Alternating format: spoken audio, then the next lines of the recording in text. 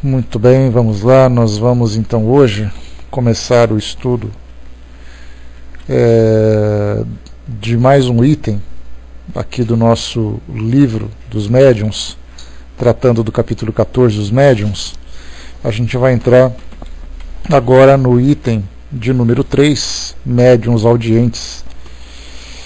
Nós conversamos sobre os médiuns de efeitos físicos, falamos dos médiuns impressionáveis ou sensitivos, e agora os médiuns audientes. Kardec faz aqui um comentário pequeno a respeito dessa faculdade, mas a gente lembra que, embora aqui ele traga apenas uma pequena consideração, nós temos na Revista Espírita vários exemplos de comunicação de médiuns audientes, né, e outros, em outras obras também que destrincham um pouco mais o assunto.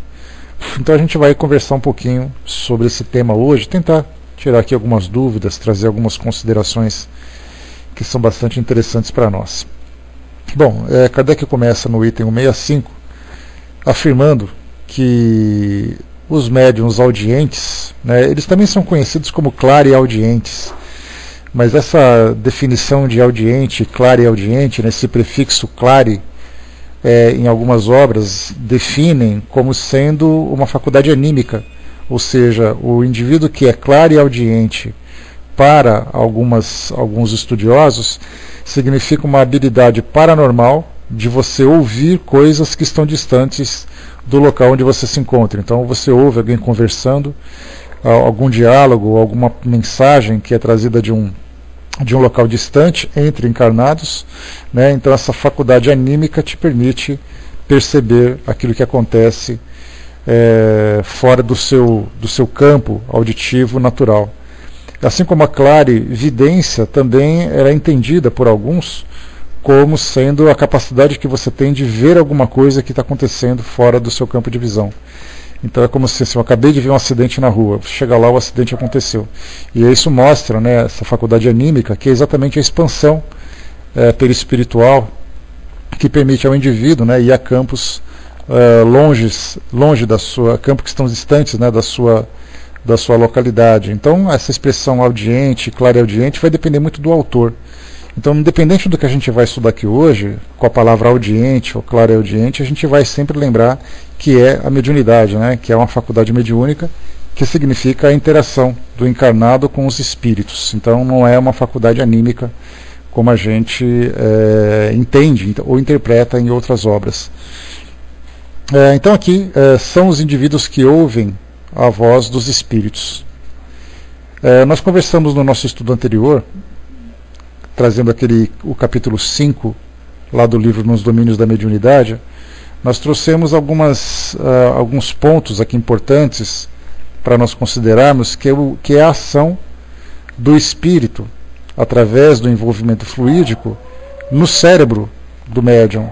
Então a gente trouxe para aqui a definição, né, do sistema nervoso central, a divisão que tem, né, do sistema de sensibilidade e de movimento, né, a parte motora e sensível e sensitiva, e ao mesmo tempo que nós trouxemos também a parte vegetativa, que comanda, né, alguns sistemas do organismo que nós não temos controle, como por exemplo a respiração, o funcionamento intestinal, a liberação de hormônios, né, de substâncias que provocam ansiedade, que provocam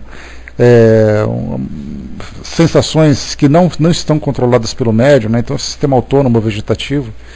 E aí, então, quando nós falávamos sobre essa parte intelectual e falamos do cérebro nessa parte também de raciocínio, de lógica, é ali que os espíritos interferem e trazem ali as suas ações. Então, no caso de um médium psicógrafo, o espírito, através do envolvimento fluídico, né, em contato com o fluido do médium, e nesse caso a gente lembra que é até um tipo de subjugação permitida. A gente pode colocar assim que hoje na informática nós temos alguns programas que permitem a assistência remota. Então eu posso, através do programa do meu computador, acessar o programa do computador de outra pessoa via internet para poder ali mexer no computador, fazer as alterações e tudo mais. Nesse caso, há a permissão do usuário para que haja essa invasão. Então não é o caso, por exemplo, de um hacker que invade o computador de alguém, que é mais ou menos o que a gente entende dos obsessores. O obsessor invade, né, a mente do médium, e ali ele provoca todos os distúrbios e todas as perturbações. Mas no caso desse tipo de assistência remota, fazendo essa comparação bastante simples, mas que traz para nós assim uma visão mais próxima da nossa realidade, o médium permite que o espírito tome conta do seu sistema. Então ele dá autorização para que o espírito escreva através da sua mão, fale através da sua boca, para que traga pensamentos para ele também, né, nesses casos, quando o médium se concentra para poder estabelecer essa comunicação com o mundo espiritual. Então, é no sistema nervoso que tudo acontece. Como nós comentamos no nosso estudo anterior, quando nós falávamos dos médiuns que são impressionáveis, essa impressão, ou essas sensações, bom dia pessoal que chegou, bom dia Guga, essas sensações ou impressões que o médium acaba sentindo, Kardec lembra que é a base de toda a faculdade mediúnica. Então não é simplesmente o médium, o psicógrafo, por exemplo, que vem o espírito e começa a escrever, né, através da sua mão. Antes de chegar na sua mão, só o fato do espírito estabelecer esse tipo de comunicação, estabelecer esse contato, essa conexão mente a mente com o médium e afetar o seu sistema nervoso, já provoca nele alguns tipos de sensações. Então basta a proximidade perispiritual entre eles que já há essas reações. Então é sempre bom lembrar que todo médium sente alguma coisa quando um espírito está se aproximando. Depois, conforme o tipo de habilidade que ele tem, o tipo de faculdade que ele tenha, a partir dali então essa faculdade começa a se tornar mais intensa e mesmo com essas sensações ele então desenvolve o trabalho que tem que desenvolver. No caso, por exemplo, da psicofonia, da psicografia, da incorporação, a gente sempre faz essa diferenciação de que psicofonia não é incorporação, mas na incorporação pode haver também a psicofonia, né? Porque quando fala em incorporação, na verdade o espírito movimenta todo o corpo do médium.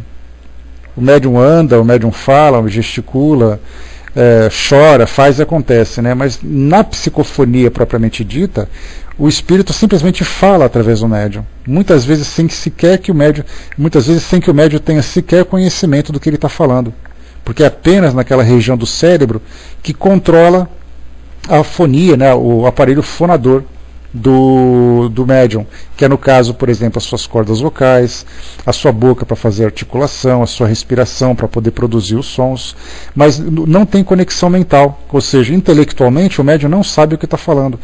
Então nesse caso é a psicografia propriamente dita, assim como a psicofonia, assim como a psicografia mecânica, em que apenas a mão do médium escreve, apenas no caso de um controle motor, sem que haja o conhecimento do médium, sem que haja a passagem pelo lado intelectual. Nós já tivemos passagens interessantes que Kardec mesmo já descreveu, de uma senhora, por exemplo, que escrevia com a mão direita e estava com o rosto virado para o lado, lendo um jornal, um texto qualquer que seja. E a mão dela parou de escrever e ela não tinha se dado conta ainda, porque era uma coisa tão automática que ela não tinha percebido, né? Então, nesse caso, a gente lembra que no cérebro ativa apenas aquela região onde o espírito deseja ativar no médium, quando o médium tem aptidão para isso, e no caso do médium audiente, ele ativa então aquela região do cérebro onde ele consegue captar esse pensamento, captar essas ideias. Então começa com essa aproximação fluídica, depois tem um controle neurológico do médium, mas essas sensações, essas impressões que nós colocamos, ela é comum a todos os médiums que têm a mediunidade ostensiva. Alguns médiums têm apenas essas impressões. Daí então que ele pode dizer, olha, estou sentindo aqui a presença, né, de um espírito que tem essas características, tem essa personalidade, e fica apenas nisso, ele não sai das impressões. Agora outros dizem assim, eu estou sentindo a presença de um espírito aqui e vou permitir que ele fale através de mim. Aí então ele dá vazão a outras habilidades que ele tem, muitas vezes habilidades que são muito mais intensas e muito mais práticas, digamos assim, do que simplesmente as impressões, mas faz parte do pacote. Então todos os médiuns ostensivos têm essas impressões. E além dessas impressões, então vem ali as outras habilidades que ele pode, né, apresentar e aí então também trabalhar. Né? Bom dia, Balk. Então, muito bem, são os médiuns que ouvem a voz dos espíritos. A gente vai entender um pouquinho o que significa esse ouvir a voz dos espíritos. Como já dissemos tratar da pneumatofonia, é algumas vezes uma voz interna que se faz ouvir no foro íntimo. Então, primeiro nós temos ali a pneumatofonia. A pneumatofonia, pneumo vem do ar e fonia é o som. Então é um som que é produzido no ar. Eu acho que é uma situação bastante interessante da gente presenciar, que é simplesmente uma voz, como se tivesse alguma caixa acústica embutida no ambiente, e aí nós estivéssemos então ouvindo sons. E no caso da pneumatofonia, é uma voz que todos os presentes no ambiente conseguem ouvir, independente de serem médiums ou não. No caso, quando a gente fala do médium audiente, e quando se trata dessa voz interna que se faz ouvir no seu foro íntimo, é aquela voz que ele ouve na sua mente, que também somente aqueles que têm essa faculdade conseguem descrever com mais propriedade. A gente fala, né, lendo ali as descrições, os depoimentos dos médiuns, então a gente consegue imaginar como seja isso. Mas tem um detalhe interessante que é colocado nessa questão da mediunidade de audiência, é que muitas vezes ela acaba sendo confundida com a intuição. E a intuição, né, o médium intuitivo, é um outro tipo de faculdade, diferente daquela que é audiente. Porque a intuitiva, ela traz aquele pensamento, o médium capta naquele momento e fica apenas isso. No caso, nós temos ali pessoas que tiveram, por exemplo, eu tive a intuição de falar alguma coisa para alguém, eu tive a intuição no momento em que eu estava compondo uma música, uma poesia ou coisa parecida. E aí, então, aquela intuição, ele tem, na maioria das vezes, que escrever na hora, ele tem que registrar aquilo, né? Então o compositor fala, olha, eu estava num bar, de repente eu estava num restaurante, de repente me veio aquela intuição, eu tive que escrever num guardanapo, num papel, porque senão eu ia esquecer. E por que ele tinha que escrever isso? Porque era um pensamento que não pertencia a ele. Né? Aí não é inspiração. Tá? Então, eu tinha que escrever porque ele tem que escrever porque não pertence a ele. Porque se pertencesse a ele poderia lembrar em qualquer momento. As minhas memórias, eu não sofro de nenhum tipo de amnésia. Então, o raciocínio que eu desenvolvo, uma ideia que me vem à mente por mim mesmo, eu continuo com isso armazenado. No caso de uma intuição, é um pensamento que vem e simplesmente se dissipa. Se ele não conseguir processar aquilo naquele momento, aquilo acaba se perdendo também. Principalmente porque as intuições, quando elas chegam, principalmente no caso das mensagens, são mensagens que talvez são frases, são mensagens um pouco longas. Né? Então depois a gente vai conversar um pouquinho sobre essa parte da intuição, para entendermos a diferença entre um e outro. Já no caso da audiência, mesmo sendo um tipo de voz, né? Deixa eu ver aqui. Tá, legal, Guga. A gente vai falar sobre isso sim, tá? Bem colocado, porque isso também faz parte dessa questão e Kardec trata desse assunto também. Tá? A gente vai conversar um pouquinho sobre isso também. Se eu não falar, você me dá uma cutucada aí para poder colocar, mas isso faz parte do nosso estudo de hoje também. Tá? O Guga está lembrando aqui da parte patológica. Né? Porque a parte patológica também pode provocar confusões, pessoas que dizem que ouvem vozes e tal. A gente vai conversar um pouquinho sobre isso também. Então, no caso da audiência, quando vem uma voz que fala na mente do médium, o médium tem condições, por exemplo, de interagir com essa voz. O espírito fala, o médium responde, o espírito comenta de novo, aí só um instantinho, pessoal. Quase que eu espirro aqui. Aí então o médium responde novamente, então consegue estabelecer uma comunicação. Não é simplesmente uma voz, digamos assim, um monólogo, em que há apenas uma voz, você ouve e fica por isso mesmo. Eu posso interagir com essa voz. Então nós temos ali, ó. Primeiro vamos comentar aqui sobre a voz externa. Né? De outras vezes é uma voz externa, clara e distinta, como a de uma pessoa viva. Então ele ouve uma voz com tanta clareza, tanto que assim, né, as pessoas olham para o lado e falam, você me chamou, você ouviu isso? Com tanta clareza que ele consegue, que às vezes ele até confunde se é realmente alguém que chamou. Só que nesse caso somente ele ouviu. É algo que pertence apenas a ele. As pessoas à volta não. No caso da pneumatofonia que nós comentamos, é um som que acontece num ambiente e todas as pessoas ouvem. É algo, digamos assim, quase que material. Né? E no caso da intuição, no caso da audiência, é algo que acontece dentro da mente do indivíduo, do médium, só que ela tem ali qualidades. Primeiro porque a gente lembra que se nós colocarmos 10 médiuns audientes aqui e fizermos uma entrevista com eles para que eles possam descrever essa experiência da audiência, cada médium vai contar de uma forma diferente. Algum vai dizer assim que é algo que é mais profundo, mas que ele consegue identificar pela experiência. Outros dizem que são vozes claras, como se fossem vozes externas. Outros falam que é uma voz abafada, outros falam que é um pensamento pronto que chega para ele, mas é que ele não ouve a voz, mas ele ouve a mensagem que chega e ele consegue conversar com essa mensagem, com esse pensamento. Outros conseguem definir timbres de voz, outros conseguem determinar o volume dessas vozes. Então cada médium conta uma experiência diferente, não é a mesma coisa, assim como qualquer faculdade mediúnica. Eu sou médium psicógrafo, o outro também é psicógrafo. Os dois vivem essa experiência de um modo completamente diferente. Não é simplesmente a gente dizer o fato de ser um médium dessa ou daquela faculdade, isso significa que seja uma faculdade genérica para todos. Então nós temos ali sempre aí uma mistura de habilidades, sendo que uma se destaca mais do que a outra. E continua para nós aqui. Os médiuns audientes podem assim conversar com os espíritos. Essa é a parte importante. Você ouve alguma coisa e você responde, e essa voz volta a te responder. Deve ser uma experiência bastante interessante para quem tem esse tipo de faculdade, né? Quando adquirem o hábito de comunicar-se com certos espíritos, os reconhecem imediatamente pelo timbre de voz. Olha só, então a gente começa primeiro para identificar o espírito, pelas sensações que o espírito provoca. Algumas vezes as impressões se tornam quase que um registro de identidade do espírito. Eu sei o tipo de sensação, uma sensação de alegria, uma sensação de tranquilidade, uma sensação de angústia, uma sensação de medo. Então a gente vai identificando os espíritos por essas impressões iniciais. Depois vem por essa voz. Essa voz simplesmente chega, fala na mente do médium, o médium ouve e já consegue identificar inclusive pelo timbre de voz. Já outros não têm essa clareza, porque a gente lembra que a mediunidade ela tem ali diversos graus. Ela se manifesta em diversos graus de intensidade, né?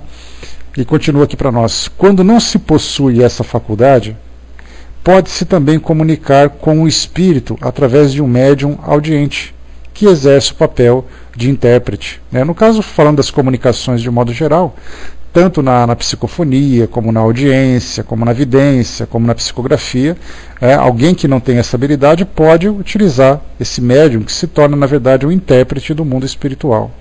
Né? Então esse é o papel desses médiums, por exemplo, nas casas espíritas, nas reuniões que são feitas. Muitos religiosos trazem essas descrições, a gente vai estudar um pouquinho sobre isso daqui a pouquinho, né? Muitos religiosos falam das vozes que ouvem. Hoje, de outras religiões, as pessoas disseram, porque o Espírito Santo me falou tal coisa e eu ouvi com toda clareza.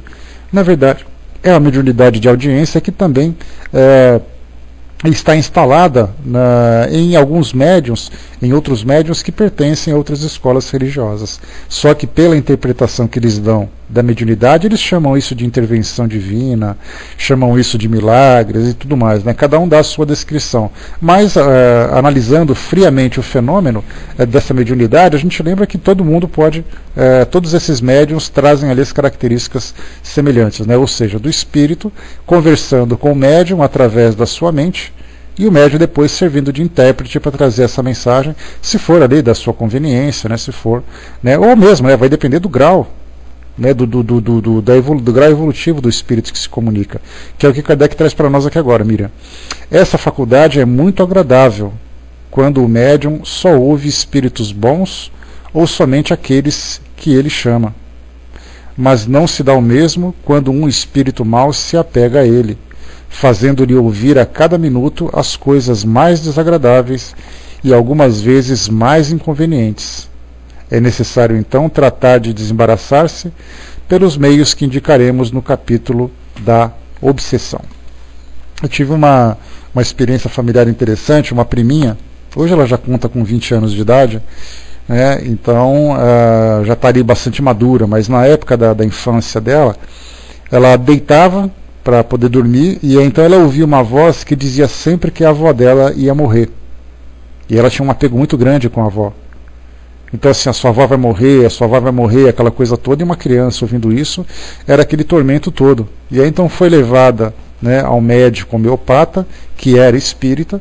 Aliás, uma família muito interessante, né, porque a irmã, que é secretária, são 2 médicos, e a irmã, o médico, aí a secretária chama-se Joana de Ângeles, o médico chama André Luiz, e o outro médico tem um nome também relacionado com a doutrina, que eu me esqueci agora qual é a personalidade. Então é uma família literalmente voltada para esse trabalho, né. E aí então esse médico, tendo conhecimento doutrinário, né, fez um trabalho homeopático para poder equilibrar as emoções daquela criança, e ao mesmo tempo também recomendou, olha, é importante que você faça esse trabalho, não sei o que e tal, e recomendou o Evangelho no Lar. E desde então se faz o Evangelho no Lar, né? E hoje ela vive no México, né? Mas até o ano retrasado, aqui no Brasil, toda segunda-feira faziam o Evangelho no Lar, e foi exatamente esse trabalho que fez com que essas vozes parassem de atormentar aquela criança. E até os seus 16 anos de idade ela dormia com a mãe no quarto. O pai tinha que dormir no quarto dela, ela dormia com a mãe porque ela não conseguia dormir sozinha, exatamente por causa dessas influências desde a sua infância. E a avó não desencarnou, está ali firme e forte, as influências cessaram, em virtude desse equilíbrio espiritual e fluídico que ela conseguiu estabelecer com o trabalho familiar. E olha só, ela foi para o centro espírita, né, naquele contato inicial, e depois somente nesse trabalho doméstico conseguiu equilibrar essa comunicação. E cessaram-se completamente todas as suas sensações. Né, terminaram tudo, ela já não sente mais nada, já não ouve voz, já não sente mais nenhum tipo de desequilíbrio e tudo mais. Então a gente tem ali nessas comunicações que elas podem trazer frutos positivos, como podem trazer frutos também bastante angustiados. Né? Deixa eu ver aqui, por que é tão difícil manter o equilíbrio espiritual, Tina? Porque muitas vezes a gente se preocupa muito com as aflições do dia a dia, nós temos ali os nossos vícios, as nossas tendências, né? Então na verdade é uma fraqueza de caráter. Essa é a realidade que a gente acaba enfrentando. Quando nós temos ali valores que são sólidos, quando nós temos condutas que são sempre dignas, o equilíbrio espiritual vem como consequência. Porque a gente fica muito preocupado em se equilibrar espiritualmente e se esquece de se trabalhar interiormente. Então quando a gente tem assim aquela retidão de caráter, aquela retidão de conduta, eu tenho ali condições de me manter sempre equilibrado nos diálogos que eu estabeleço com as pessoas, nos meus relacionamentos, os meus interesses são sempre interesses que não são baseados na futilidade, nas viciações, nos desequilíbrios e tudo mais, o equilíbrio vem com toda a naturalidade. Então a gente busca muitas vezes o equilíbrio espiritual e se esquece da transformação íntima que precisa realizar. Então quando a gente trabalha passa por esse processo de evangelização, que significa exatamente estudarmos aqueles valores morais dos valores cristãos, no caso, né, que é o que interessa para nós, mas todas as religiões trazem também ao seu modo a evangelização, que é essa moralização baseada nessas instruções. Então nós temos ali a evangelização, que é incorporar esses valores do Evangelho e aplicá-los no dia a dia, na nossa rotina, no nosso cotidiano. Né? Aí sim as coisas começam a se equilibrar naturalmente. Né? Ontem fiquei muito nervosa e ainda hoje minha mente está lenta. Né? Então nesse caso, Tina, é uma leitura agradável, sair daquele ambiente tumultuado, a prece para poder te harmonizar. Né? E essa luta interior, porque a gente lembra que a gente faz uma prece como se os espíritos viessem e dessem um toque com a varinha de condão na nossa cabeça. Bom dia, Jamila. Com uma varinha de condão na nossa cabeça e tudo melhoraria. Só que a gente se esquece que é um trabalho nosso. E algumas vezes a gente quer manter aquele equilíbrio, mas os nossos pensamentos continuam ainda remoendo aqueles mesmos pensamentos, aquelas mesmas ideias.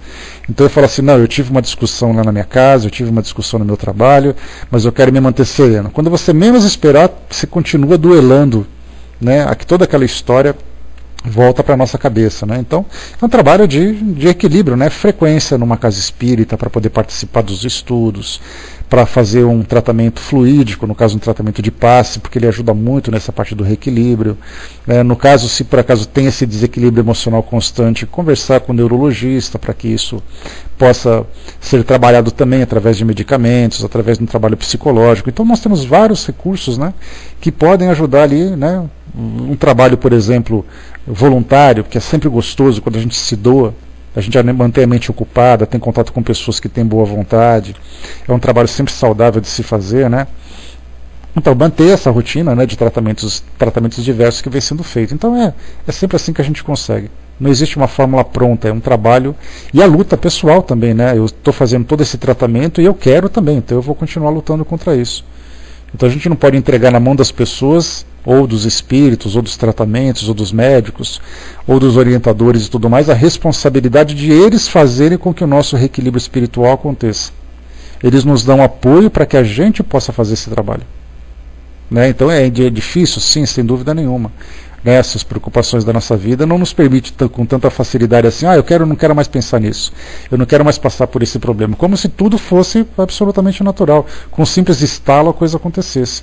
Só que na verdade não é. Nós temos que uma luta dura, uma luta árdua, para que a gente possa alcançar esse estado de equilíbrio, né? E é exatamente, né, a vigilância do pensamento. Quando eu começo a me perturbar, me angustiar com alguma coisa, aí eu começo então a entrar num estado de prece, faço uma leitura, começo a fazer um trabalho para poder tirar minha cabeça daquele turbilhão de ideias perturbadoras que estão na minha cabeça. Então a gente está sempre lutando contra isso. É uma vigilância constante, né? Então, a respeito também dessa passagem, quando a gente fala sobre os médiuns audientes, nós temos ali, por exemplo, as características, essas ideias físicas precisam ser trabalhadas, tirar da nossa mente isso daí, dissipar essas ideias. Então nós temos ali o que caracteriza esses médiuns audientes, de um modo mais específico, e também dos inconvenientes que podem trazer essa faculdade.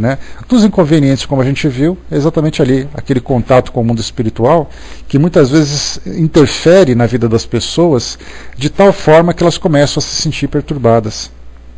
Porque a gente lembra sempre que a mediunidade, às vezes, surge na vida das pessoas de um modo que elas não querem, invadindo a vida delas de tal forma que elas se sentem perturbadas, incomodadas, e se elas pudessem desligar o botão da mediunidade dizendo assim, olha, eu não quero mais ser médium, acabou.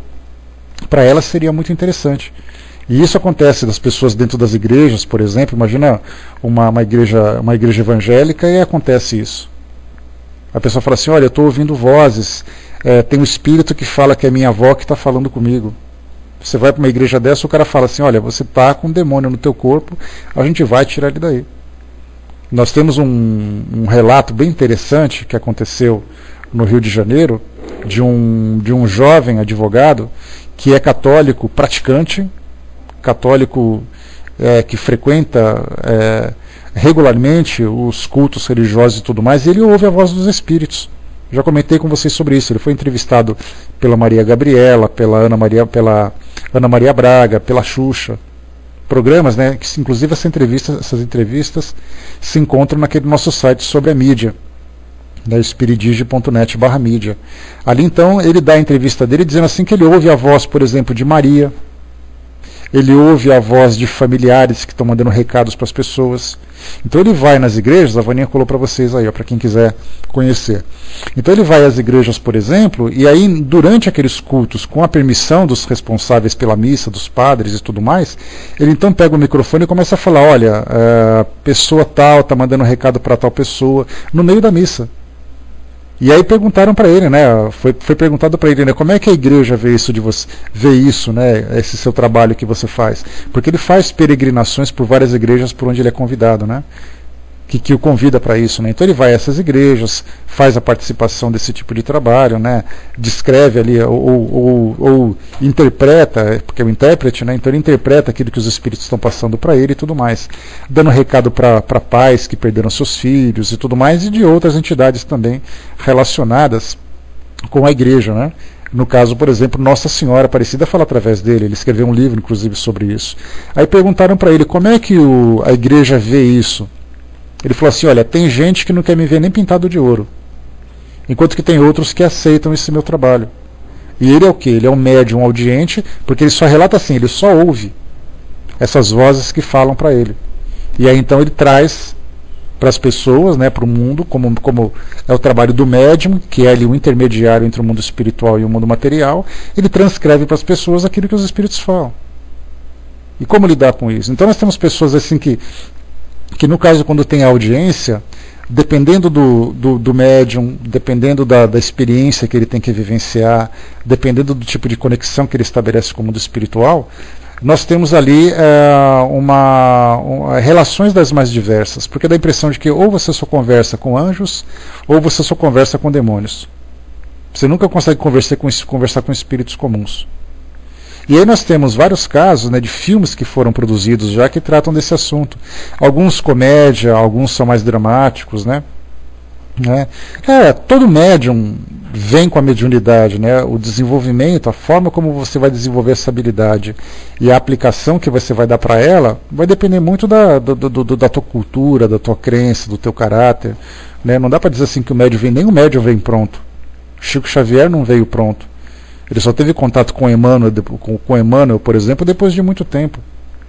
Ele teve que treinar, que se preparar. Depois Emmanuel veio para conversar com ele. Raul Teixeira a mesma coisa, Joana de Ângeles a mesma coisa. Então os médiuns vêm com a mediunidade e a forma como você vai lidar com aquilo vai depender de você mesmo, né? Então, como nós vemos assim nesses casos, nesses filmes que nós colocamos, então nós temos ali pessoas que estão andando pela rua e um espírito atormentando. É o caso, por exemplo, da Oda May Brown, lá do filme Ghost. Ela é caracterizada como uma médium audiente. Embora nós tivemos ali também, né, a parte de incorporação, embora, né, dentro da visão do autor do filme, mas ali nós vemos ali que é uma característica de médium audiente, ela só ouve. E outros casos que aparecem na televisão, de médiuns que vão dizer, olha, tem alguém me falando alguma coisa sobre isso e coisa e tal. Então, temos ali, né, os inconvenientes, os benefícios ou não. No caso, nós temos ali obsessores que perseguem alguns audientes, nós temos pessoas comuns que ficam pedindo ajuda para esses audientes, nós temos ali familiares que vêm conversar com eles, nós temos ali mentores que vêm trazer grandes mensagens. E aí a gente lembra, né, que quanto mais alto o valor moral que o espírito tem para conversar, mais difícil é para o médium, porque ele vai dizer assim, olha, um espírito veio me dizendo que era Santo Agostinho. Aí todo mundo já fica, mas de onde você tirou que Santo Agostinho vem falar com você? E aí ele vai passando por essas dificuldades, né, de poder trazer a mensagem de uma forma que as pessoas compreendam muito mais a mensagem do que a autoria. Mas o fato dessa autoria ter ali um nome categórico dentro da nossa sociedade, dentro da nossa história, gera para o médium ali alguns constrangimentos, né? Então, bom, eu vou passar para vocês aqui alguns exemplos daquele livro que a gente sempre estuda, que eu gosto de, como eu sempre comento com vocês, que é bacana a gente trabalhar em cima dessas mensagens, porque elas trazem para nós uma descrição bastante interessante. É o caso, por exemplo, do livro A Mediunidade dos Santos, né, de Clóvis Tavares, que a gente já chegou a ler alguma coisa aqui a respeito desse trabalho deles. Então nós temos aqui algumas páginas, né, algumas pequenas páginas que eu trouxe para vocês. Então o título desse capítulo é A Clareaudiência na Vida de Muitos Santos. Então ele começa dizendo assim, a clareaudiência, lembra que eu falei para vocês que muitas vezes pode ser chamado de audiência ou de clareaudiência, tudo depende do quê? De uma questão de interpretação, de cultura de cada autor, de cada pesquisador, né? Nesse caso a gente tem aqui a clareaudiência como sendo a mesma audiência que Kardec relata no Livro dos Médiuns. Bom dia, pessoal que chegou. Então nós temos aqui a clareaudiência, é a percepção suprassensória de sons ou vozes que estão fora do alcance da acuidade auditiva fisiológica. Ou seja, a acuidade auditiva fisiológica é aquilo que a gente ouve no nosso ouvido. Ou seja, para eu poder ouvir alguma coisa que está acontecendo, eu tenho que ter ali o objeto, né, o instrumento que produz o som perto de mim. Porque se ele estiver muito distante, eu não vou conseguir ouvir. Nesse caso, a clareaudiência, não tem ninguém perto de mim, mesmo assim eu ouço alguma coisa.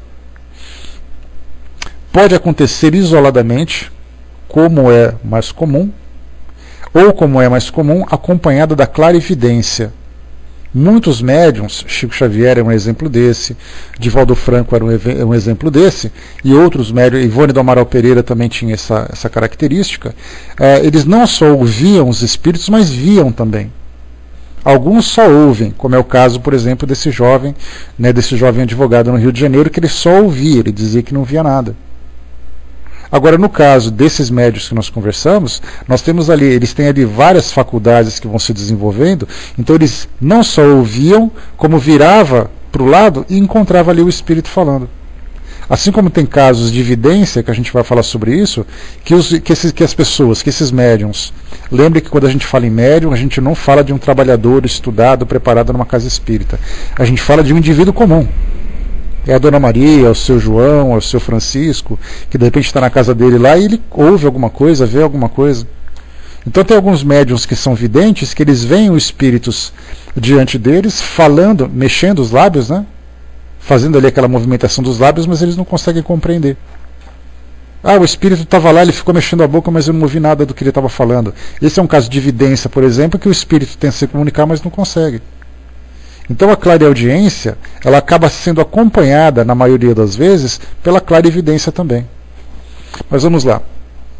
Charles W. Leadbeater, em sua interessante obra A Clarividência, né, então é um livro chamado A Clarividência, observa sabiamente o fato dizendo: será bom explicar também que ela, a clarividência, é frequentemente, se bem que não sempre, acompanhada por aquilo que se chama de clareaudição. Olha só, uma outra expressão: clareaudição, clareaudiência e tudo mais. E continua. Vamos conhecer aqui os casos de agiografia. A geografia é você escrever a história dos santos. Então a agiografia é um trabalho realizado especialmente pela Igreja Católica, que tem ali os seus santos de devoção, né, aqueles indivíduos que foram canonizados. Então a agiografia é o registro de suas histórias, né? Olá, Cindizinha, beijo. Então aqui vamos conhecer aqui os casos de agiografia em que exclusivamente se manifestou o fenômeno auditivo. Já vimos que Santa Brígida de Vedstena, essa Santa Brígida de Vedstena foi uma santa sueca, né, que ela era casada, ela teve filho, ela teve uma filha, né? Então nesse caso ela tinha virado depois, se entregou à vida religiosa e se tornou santa depois. Então Santa Brígida de Vadstena, pelo testemunho de seu insuspeito biógrafo J. Johansen, era notável médio clarividente. Narraremos aqui casos de sua poderosa mediunidade de clareaudiência,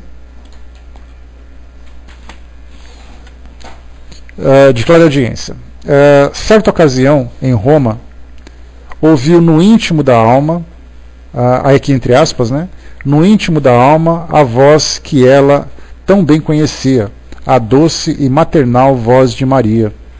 A gente lembra que dentro da Igreja Católica, dentro das freiras principalmente, a comunicação com o espírito que se identifica como Maria de Nazaré era bastante comum. São muitos os relatos que chegam para nós nesse sentido. Então, certa ocasião em Roma, ouviu no íntimo da alma a voz que ela tão bem conhecia, a doce e maternal voz de Maria, e disse para ela: não temas, minha filha, animando-a para a missão na Itália. Igualmente a encoraja o espírito Santo Ambrósio, cujas palavras ela ouve, embora sem visualizar-se a presença espiritual. O antigo bispo de Milão fala-lhe da sua tarefa espiritual repartida entre terras estrangeiras e sua pátria, a Suécia. Também o espírito Simão Pedro, o apóstolo, fala em Roma sobre eventos futuros, fazendo comparações entre a Roma do seu tempo e a época de Brígida. Outro espírito que também Brígida ouve, sem percepção clarividente, é o apóstolo Mateus, na cidade de Salerno, onde, segundo a tradição e posteriormente também provas históricas, o evangelista teve a sua última residência e desencarnou. Salerno, se eu não me engano, é a cidade da Aninha, lá na Itália, onde ela mora, né, lá perto de Nápoles. Se eu não me engano, ela mora em Salerno. Me confirmem aí se vocês, quem tiver conhecimento. Então, onde São Mateus teria vivido ali, né? Também ele fortalece o ânimo da missionária sueca, relatando-lhe, durante as orações de Brígida, junto ao seu túmulo, episódios desconhecidos de sua vida, e fazendo judiciosas observações a respeito dos que preferem disputar sobre o Evangelho antes que vivê-lo. Também a clarividência desacompanhada da visão espiritual é o caso narrado por Santa Margarida Maria Alacoque em sua autobiografia. Ao chegar ao convento de Paray, ouviu interiormente essas palavras: "É aqui que eu te quero." O mesmo fato é narrado por André Bertrame. André Bertrame, no caso, seria o biógrafo dela. Escreveu: "Mais interessante ainda é o caso de clareaudiência de Santa Catarina Labouré, narrado por José Ruslen, em seu Heroínas do Cristo.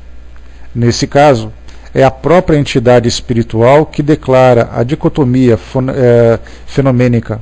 Leamos o depoimento do agiógrafo."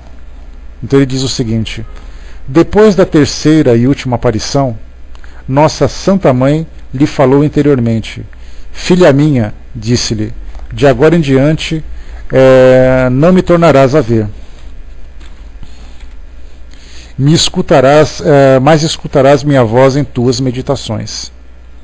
O que vem a significar clareaudiência sem clarividência, o que, como vimos, é menos frequente. Deixa eu ver aqui. Tá.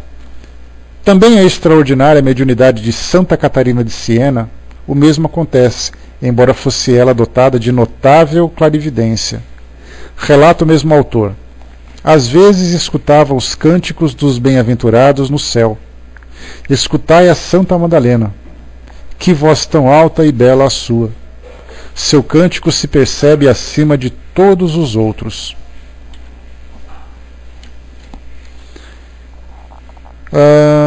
Tá. Bom dia, pessoal que chegou.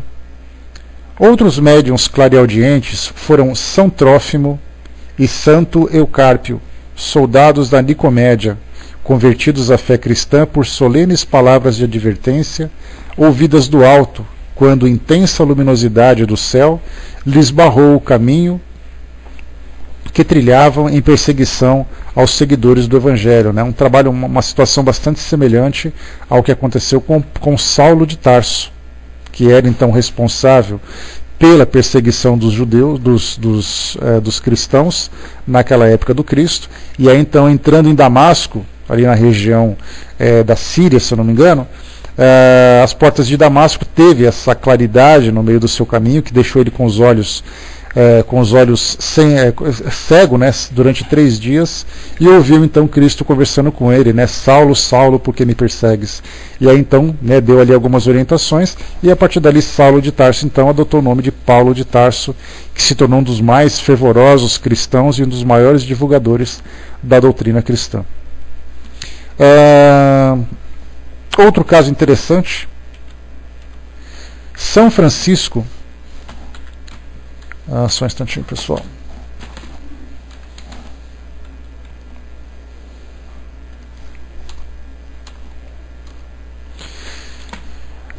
São Francisco, o poverello de Assis, também viveu o fenômeno da clareaudiência.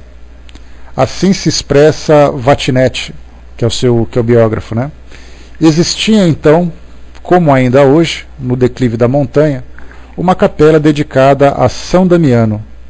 São Francisco gostava de recorrer-lhe na penumbra daquela igrejinha abandonada a orar diante de um crucifixo. Aqui, quando a gente fala sobre São Francisco, naturalmente a gente fala depois da sua canonização. E a canonização só pode acontecer, obviamente, depois da desencarnação daquele que pode ser considerado como santo. Mas naquela época ele era apenas um jovem. A gente lembra da história de São Francisco, de Francisco de Assis, que ele era um jovem de uma família de comerciantes, uma família bastante abastada. E aí então ele decidiu renunciar a toda a riqueza da família para poder viver as experiências espirituais, que ele sentiu ali o chamado. E aí então ele recorria a essa igreja quando ele tinha vontade de fazer ali as suas preces. Um dia estava ajoelhado diante daquela imagem do Redentor e suplicava por conhecer finalmente qual fosse a vontade divina a seu respeito. Aliás, essa é uma das grandes dúvidas que esses santos viveram naquela época. Sentiam ali uma força muito grande para que trabalhassem em nome da divulgação dos ensinamentos cristãos, mas eles não entendiam exatamente como fazer e tudo mais. Então a gente pensa que a vida de santo é fácil, né, porque é santo disso, santo daquilo. Mal sabemos o tormento que era a vida dessas pessoas, né, a perseguição, o preconceito, os tormentos psíquicos e emocionais que eles viviam, né, até que eles se entregassem realmente a esse trabalho, né, assim como muitos médiuns que a gente tem hoje também, né.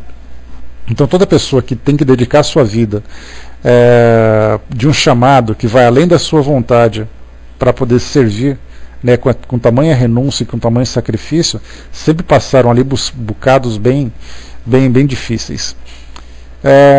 Eis que então, ainda banhado em lágrimas e com o coração agitado pelo ardor da oração, tendo os olhos fixos no crucifixo, o vê avizinhar-se de si, e de seus lábios divinos parece sair uma voz que lhe diz: não vês que a minha igreja está a desabar? Vai, pois, e restaura-a para mim. E por 3 vezes repete o amargurado apelo, a divina oração. Aí ele faz então essa solicitação. Um outro caso bastante conhecido de todos nós, só um instantinho. Um outro caso bastante conhecido de todos nós é de Santa Joana d'Arc, que é o caso em que o fenômeno da clareaudiência chega a um ápice. Enfrentando a incredulidade de todos, desde os 13 anos, escutava as vozes de São Miguel, o arcanjo guerreiro, de Santa Catarina e Santa Margarida. Em 3 anos e meio, preparou-se para empreender o papel que as vozes lhe reservavam. Por muito tempo, Joana ouviu as vozes sem saber que rumo tomar, apenas conhecendo que devia partir para Orleans, na cidade na França, que estava sitiada pelos ingleses e que era fundamental para a libertação da França. Recebendo em 1428 a ordem expressa das vozes para seguir para Orleans, como relata Américo Castro, seu biógrafo, ela obedece ainda que atônita.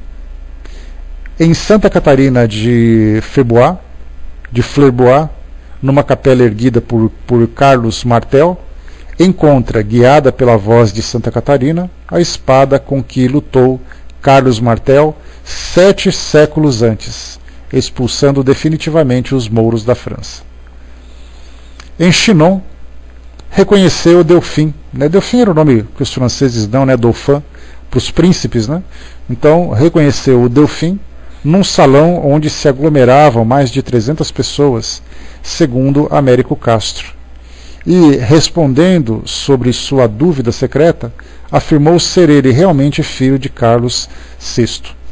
A dúvida que o Dauphin tinha de quem era o seu pai. Então ela afirmou que era de Carlos VI. Então, para quem já assistiu o filme de Joana d'Arc, por exemplo, de Joana d'Arc, de Luc Besson, ou outros filmes de Joana d'Arc, conhecem essa história, que ela entrou naquele salão, muitas pessoas, já que ela queria falar com o Dauphin, eles então prepararam ali uma situação para constrangê-la. Colocou uma outra pessoa no trono, vestido com o manto real, com a coroa e tudo mais, e ele ficou perdido ali no meio das pessoas.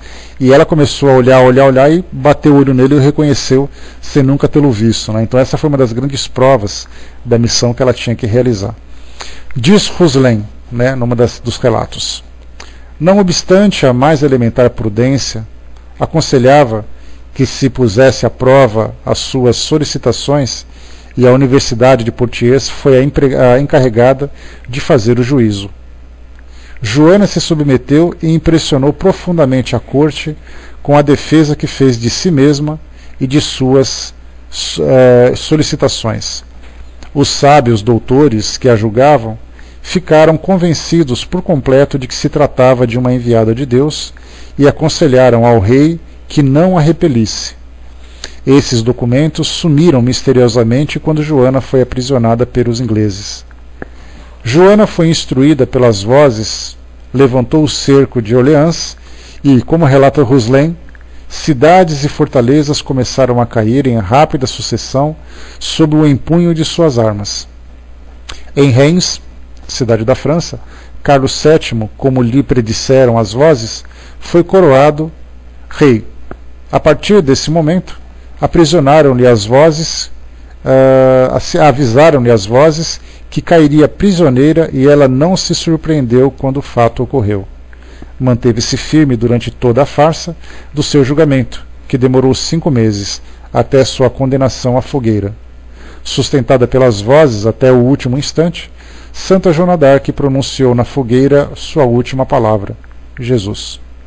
Então esse relato aqui, esses trechos que nós lemos agora, foram de casos, né, que aconteceram fora da igreja, que inicialmente eram vistos como casos miraculosos, né, mas que nada mais eram do que espíritos missionários, espíritos voltados para a divulgação dos ensinamentos cristãos dentro de uma igreja que era a igreja dominante na época, né, que era dentro de uma instituição que era a igreja católica dominante na época, e que também traz semelhanças com casos parecidos com o que nós vemos aqui. Né? Nós tivemos ali, por exemplo, Raul Teixeira conta na sua história, né, que a sua história na infância era muito comum ele ouvir vozes dentro de casa e espíritos que também apareciam, mas apareciam para poder falar com ele, para poder, né, tentar estabelecer aquele primeiro contato. E ele era de uma família católica, contava isso para a mãe, e aí então a mãe conversava com o padre local que veio ali fazer uma espécie de exorcismo dentro da casa dele. E aí então vocês já conhecem essa história que eu já passei para vocês. A recomendação do padre foi, né, escreva o Pai Nosso numa folha de sulfite, e cada vez que você vir um espírito se manifestando na sua casa, um desses demônios, porque é assim que eles denominam, né, essas entidades que se manifestam para as pessoas comuns, você enrola como se fosse um canudo, coloca fogo na ponta e começa a fazer o sinal da cruz por toda a casa, principalmente voltada para esses espíritos. Né? Aí ele falou que as manifestações se tornaram tão intensas que ele escrevia, né, aquele camalhaço de folhas e deixava dentro da gaveta. Quando eu precisava, era só abrir a gaveta e já pegar um Pai Nosso pronto que estava ali, porque não parava de aparecer. E ele chegou quase a pôr fogo na casa, de tantas vezes que ele acendia aqueles benditos canudos. Né? Até que ele teve contato com uma família que era espírita, né, aos 17 anos de idade, o levou para conhecer aquele centro espírita, e a partir dali ele começou a entender o que era mediunidade, e mesmo aos 17 anos já se tornara naquela época um grande orador, né, um grande palestrante espírita. Né, e aí ele fez toda essa sua carreira, né, de palestrante, de orador e também de escritor dentro do espiritismo, né, do trabalho que a gente reconhece. Né, assim como Divaldo Franco também, né, só que Divaldo também tinha ali a vidência muito potente, que complementava com a audiência, né, que ele via. Divaldo comentou que aos 4 anos de idade ele estava na casa, que apareceu uma senhora para ele e falou assim, né, ó, fala que eu estou aqui. Aí depois de um tempo, né, ele entrou no estado de transe, e era na verdade uma tia dele que havia desencarnado, que veio trazer uma mensagem, né, que ele falou que ouviu ela conversar e tudo mais. Chico Xavier a mesma coisa. Na biografia do filme a gente lembra que ditaram para ele uma redação na escola, comentaram com ele sobre problemas de saúde de pessoas próximas, né, enfim, várias outras situações. Então esses são alguns dos casos de clareaudiência que nós trouxemos para poder ilustrar um pouquinho mais aqui. O papel dos médiums, né, a gente já falou sobre o fenômeno propriamente dito, né, bom dia, Francis. A gente já falou sobre o papel dos médiums, falou sobre os fenômenos até agora. Né? Agora o papel dos médiums com relação a essas comunicações, ela é bastante diversa. Como a gente já comentou, a mediunidade ela pode trazer características de uma missão, de uma aprovação, de uma expiação, então, ou de várias faculdades ao mesmo tempo, porque ao mesmo tempo que ela pode se tornar uma expiação, o médium pode fazer dela uma missão também. Então ela acaba sendo bastante diversificada. Né? Então, essa mediunidade ela acaba se tornando para o médium, como a gente viu no início, ou um tormento, ou uma graça que ele acaba recebendo, né, dentro desses nomes, né, que a gente usa das religiões clássicas, né, uma bênção, uma graça, que para ele é algo maravilhoso e tudo mais. Mas, assim como acontece dentro do espiritismo, um indivíduo que tem essa faculdade, que começa a apresentar essa habilidade, ele de imediato começa a receber algumas cobranças, que ele precisa desenvolver a sua mediunidade, que ele precisa trabalhar num grupo mediúnico e tudo mais, já começam então a apontar para ele algumas tarefas. Né? Alguns recomendam, como é o modo mais sábio de se fazer, mas alguns fazem essa cobrança, né? Que como você é médium, você não trabalha.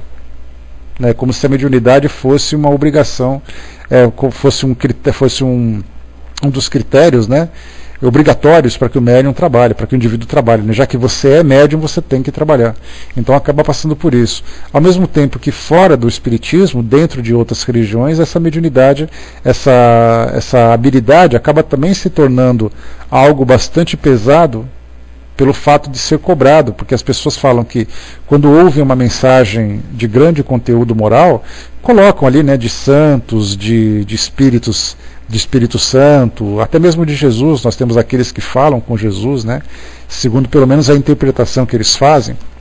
E naturalmente a gente não coloca nenhum tipo de julgamento nessa condição, porque assim como Kardec já teve a oportunidade de conversar com o Espírito Verdade através das médiuns que psicografavam, para que ele pudesse se comunicar com o mundo espiritual, e teve uma mensagem que ele colocou, né, que apesar do alto valor desse nome, a gente menciona com todo o critério.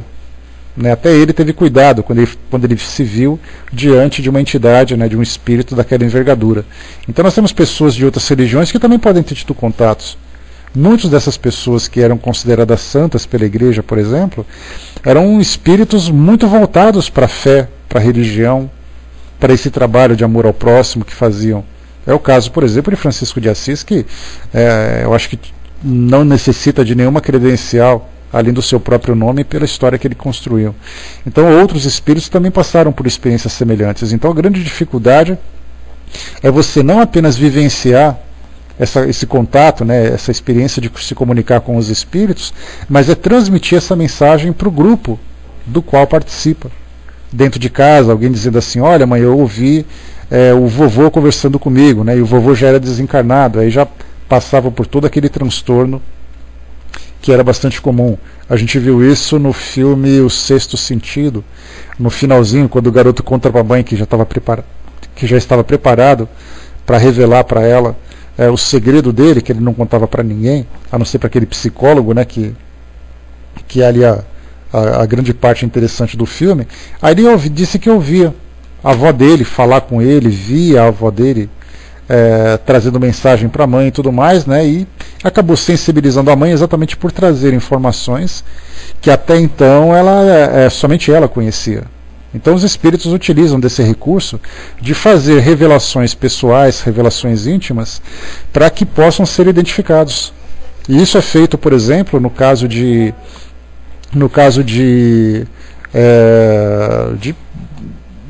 comunicações pessoais, familiares. Aliás, esse é um ponto interessante também da gente abordar, que muitas vezes a gente chama assim: olha, eu sou médium psicógrafo.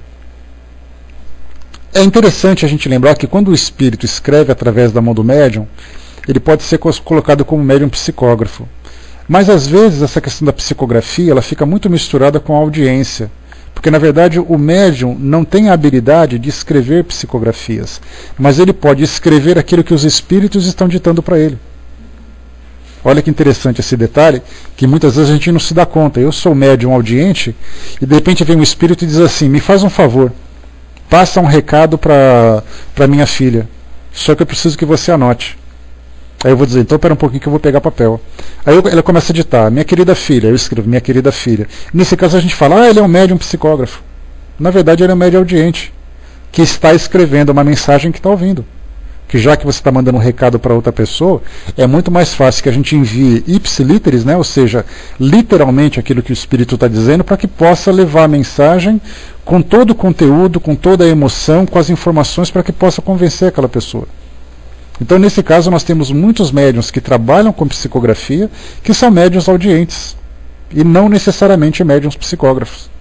Porque no caso da psicografia propriamente dita, é aquele caso em que o espírito vem, envolve o médium, né, ou entra em contato fluídico com o médium pelo perispírito, ativa no seu cérebro, ativa no cérebro do médium a parte da escrita, ou seja, da movimentação, aquela parte mecânica, professor, aquela parte mecânica, e aí então o braço do médium começa a escrever. São casos, por exemplo, de médiums psicógrafos, que a gente vai, que aliás tem um capítulo específico sobre isso, né? Kardec falou sobre os audientes, falou sobre os médiums impressionáveis e tal, e quando se fala em psicografia, ele colocou um capítulo específico sobre isso, porque tem muita coisa a se falar.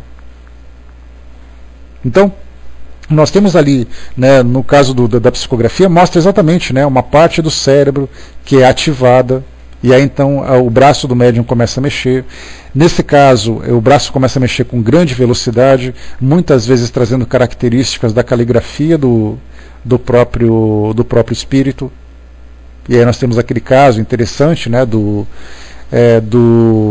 Chico Xavier, das cartas do Chico Xavier, em que aqueles casos, né, de homicídio julgados na década de 70, década de 80, não me recordo exatamente qual era o período, em que as psicografias que foram escritas por Chico Xavier ajudaram no processo de absolvição das pessoas que de um homicídio doloso passou para um homicídio culposo.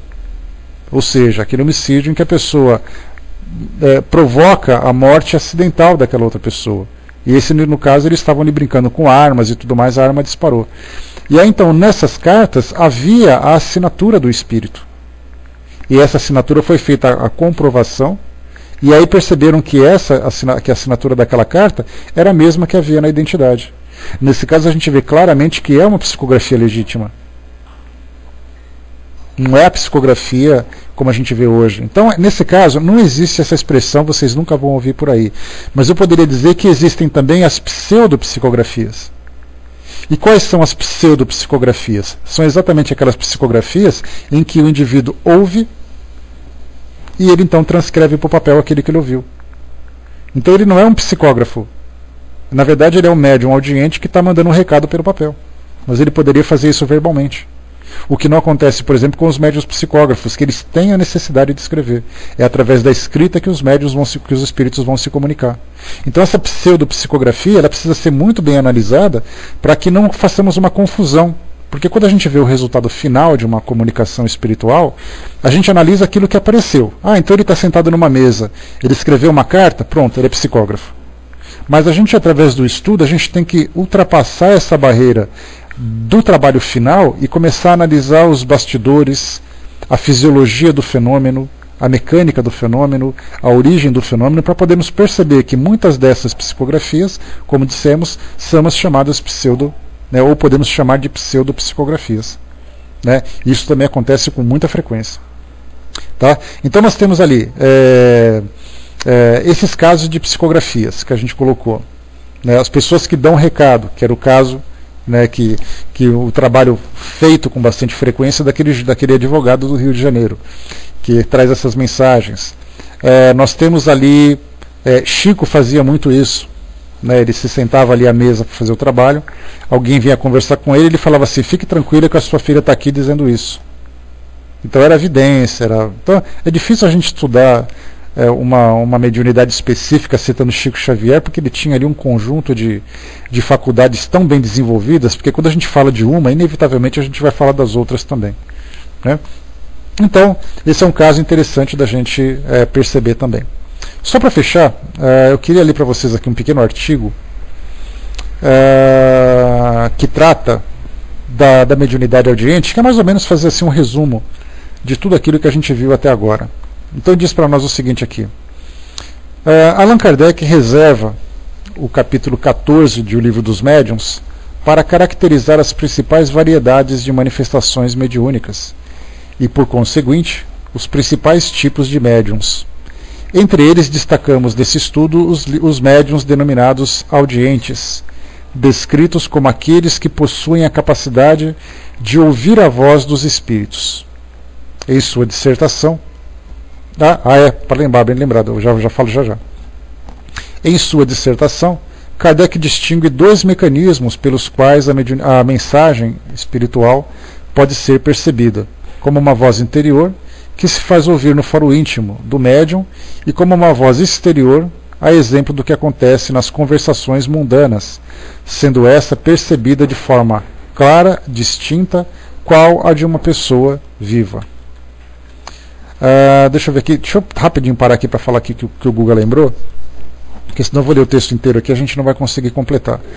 É importante lembrar que muitas pessoas que passam por doenças psicoemocionais, transtornos mentais e tudo mais, apresentam personalidades múltiplas, que podem ser confundidas com processos de incorporação, pessoas que dizem ouvir vozes que na verdade são pensamentos desconectos, que ela acaba vivendo, que ela acredita que são vozes reais que ela está ouvindo. No caso da esquizofrenia, por exemplo, uma descrição fácil que nós já trouxemos aqui para vocês de definir é que a pessoa ela passa por ciclos de interação com o ambiente onde ela se encontra. Ora, ela está aquela parte mais alta, onde ela sai do ar, digamos assim, e aí então a realidade dela é uma realidade que existe apenas dentro da sua mente, como existe também aquele ciclo real, onde ela participa realmente da sua realidade, daquilo que está à volta dela. Então, ora ela se encontra naquele ciclo de criação mental, ora ela se encontra naquela parte da realidade à sua volta. Uma comparação bastante fácil que nós podemos observar a esse respeito é você colocar uma pessoa em frente a uma vitrine de televisão, de loja de televisores. Então temos ali 10 televisores tela plana, LCD, todas bonitas, com 30, 40 polegadas. E no meio desses televisores nós temos ali um vazio, onde ele consegue ver dentro da loja. Então essa pessoa parada em frente a essa vitrine, ela começa a ver várias imagens produzidas pelos televisores e mais aquela imagem que ele consegue visualizar dentro da televisão. Então, ora ele consegue focar naquela janela para ver o interior da loja, ora ele se confunde com as imagens desses televisores. E nesse caso, nós lembramos que há medicamentos que fazem com que as pessoas direcionem a sua atenção para a sua realidade. É por isso que nós temos ali que muitos dos doentes que passam por esquizofrenia, quando param de tomar os seus remédios, começam a viver assim uma realidade paralela. Se sentem perseguidos, né? É o caso de lítio, por exemplo, né? Para poder um equilíbrio bioquímico do cérebro, né? Então, sentem-se perseguidos, ouvem vozes, pessoas que passam por transtornos e tudo mais. Muitas pessoas que passam por esquizofrenia, a Tina perguntou se os esquizofrênicos são médiums. Todas as pessoas podem ser médiums. Pessoas mentalmente saudáveis, pessoas mentalmente perturbadas. Tá? A diferença é que nem sempre aquilo que esses transtornos mentais apresentam são contatos com o mundo espiritual. Então muitas vezes as pessoas dizem assim, porque eu ouço vozes.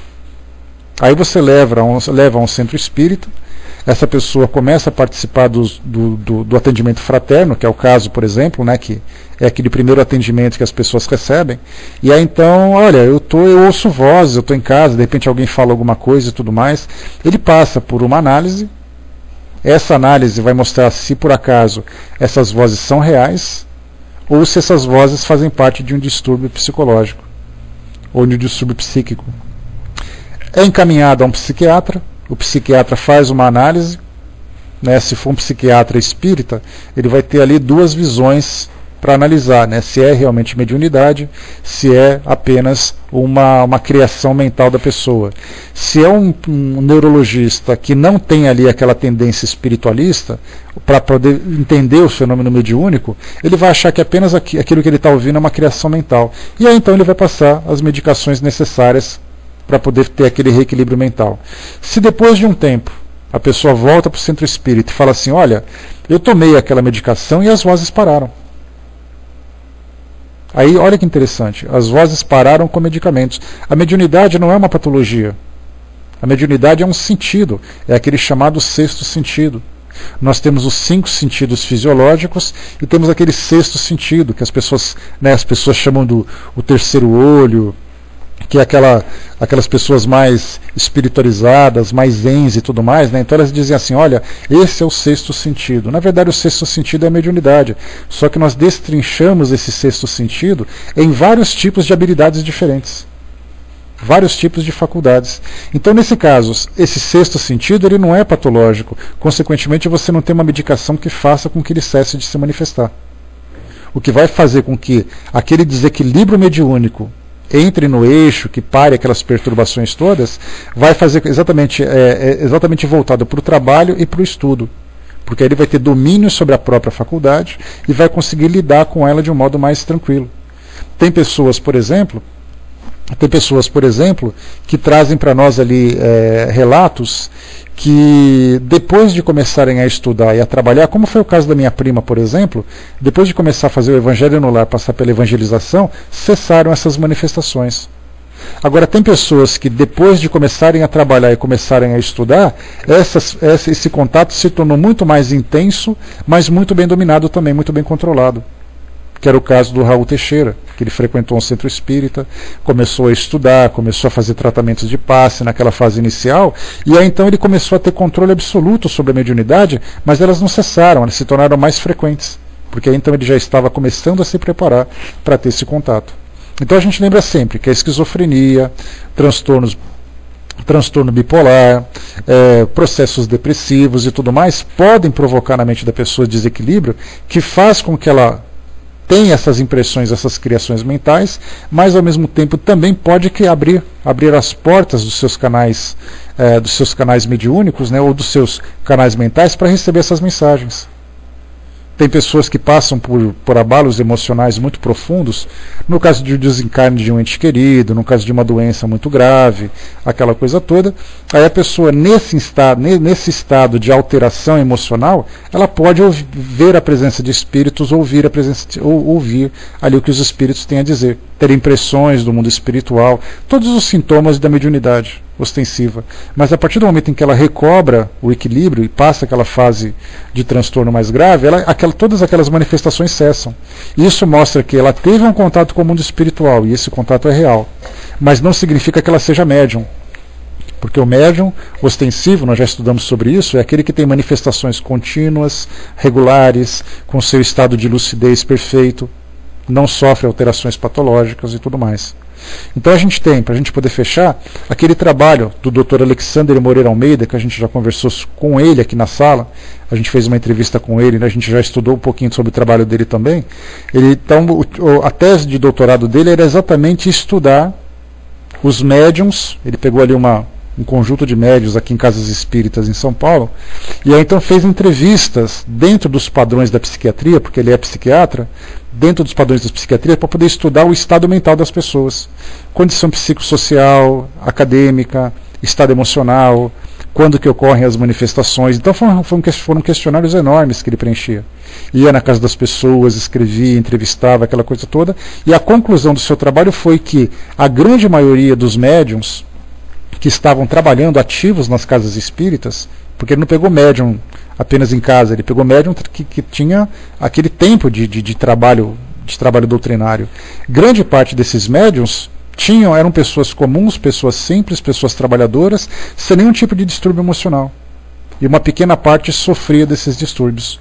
E aí então a conclusão foi que a mediunidade, nesse caso, porque o trabalho dele não era provar a existência dos espíritos, mas provar a lucidez daquelas pessoas que diziam ouvir espíritos. E aí a sua conclusão foi que aquelas pessoas eram saudáveis. Agora, o que eles, se eu não acredito em espíritos e aquelas pessoas são saudáveis, o que são aquelas vozes, o que são aquelas imagens, o que são aquelas escritas? Aí já é um outro caso a ser estudado. Não era preocupação, né? Não, eu falava do Raul, que desde a infância dele ele tinha essas percepções dos espíritos, né? Aí depois ele, com 17 anos, ele foi para um centro espírita e tal, e conseguiu depois estudar, se equilibrar e tudo mais, tá?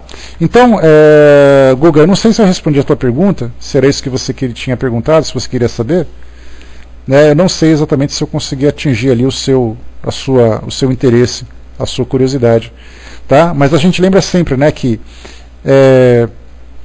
pessoas com distúrbios psicoemocionais ou distúrbios psíquicos podem ser médiums, mas a mediunidade não é a responsável por esses distúrbios. Algumas vezes processos obsessivos podem levar pessoas a desequilíbrio emocionais, tá? Mas a mediunidade, como faculdade propriamente dita, ela não provoca doença nas pessoas, tá? Então é necessário, né, no caso de passar por uma doença dessa, né, e naturalmente já falo, né, não sou psiquiatra, não sou psicólogo nem nada, mas o que a gente estuda sobre a esquizofrenia é exatamente isso, né, provoca essas alterações, mas eu posso, assim como eu posso ter esquizofrenia, eu posso ser um diabético. Eu posso ser alguém, por exemplo, com o meu pé amputado. Eu posso ter alguém que passe por que seja um cardiopata. Então doenças orgânicas, assim como oscilações emocionais, fazem parte da natureza humana, né? É a situação que a gente vive hoje. Então a mediunidade, ela não é nem a causa, nem o efeito dessas patologias. Ela é simplesmente mais um sentido que faz parte da natureza humana. Tá certo? Bom, pessoal, fechando por aqui o nosso trabalho, tem aquele texto que eu ia ler, mas a gente deixa para ler em outra oportunidade, porque o nosso tempo já se extinguiu e já se estendeu também. Eu vou passar então para a nossa amiga Miriam. Tá? Amanhã é o nosso tema livre, não esqueçam. Tá? O nosso tema livre. Qualquer coisa relacionada com esse tema que nós estudamos hoje, ou com os temas que a gente vem estudando, ou qualquer